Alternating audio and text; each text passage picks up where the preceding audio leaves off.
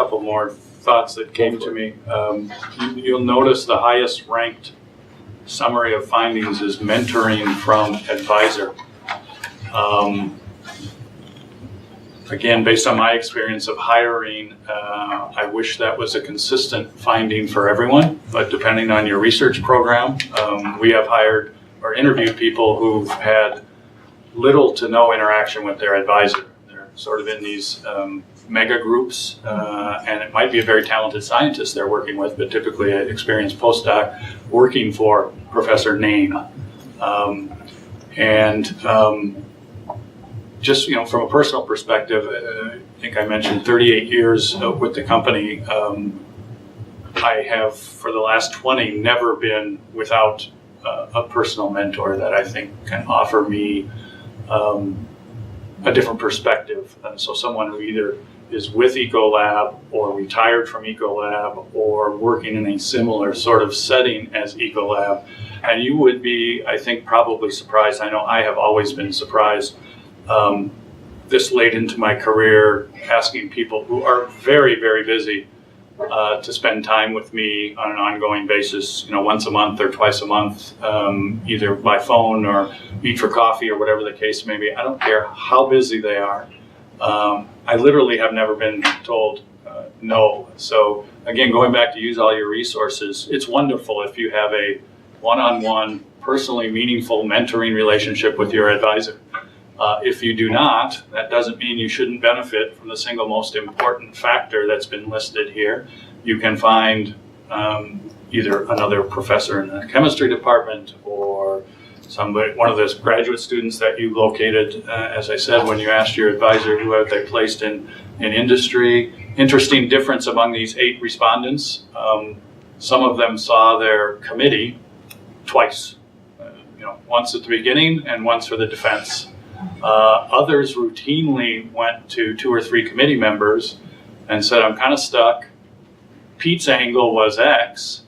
How would you approach this problem? And when you think about the quality of the faculty here, to me, if you are, no matter how good your advisor is, if you are accessing just the capabilities of one, in some senses, you're again not using all your resources and not really taking full advantage of what is not an individual environment here. It's a team of professors that presumably, if we've hired correctly, have complementary skills, not sort of cookie cutter skills, and will give you different valuable perspectives. So any of these, as I said before, you may have obvious opportunities or you may have to sort of manufacture opportunities, but almost all of them, I would say all of them, there is a way to go about it, even if it's not naturally coming to you by virtue of your specific experiences. There are some code words you can use for getting yourself into somebody's office. Maybe not a long-term pattern, but just talk and see what they're thinking about. And the code words are, I want to pick your brains about something. I've never said no to such a suggestion. I might have said, I can't do it now, come back in an hour. I get on the phone with I can't tell you how many hundreds of times with people at other universities and industry who I know for years and years. And can I pick your brains about this or that? It works. So somehow we all know what that means, and it's a lot less challenging than going in and saying, I really need your advice. It puts it on a lighter tone and makes it easier to interact with the person. But it never doesn't work, is what I'm trying to tell you. Almost never. To borrow the Gilbert and Sullivan.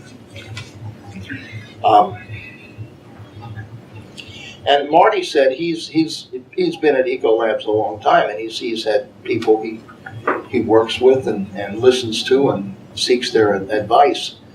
I do the same thing. I have a conference set up with a buddy of mine at another school to talk about a paper that I'm thinking of writing. Before I invest too much time in it, I want to see what he thinks of the basic idea. That's mentoring. It really is.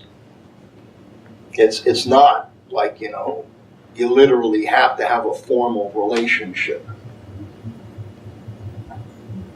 Your parents were your first mentors. And maybe your brothers and sisters, whether you liked it or not.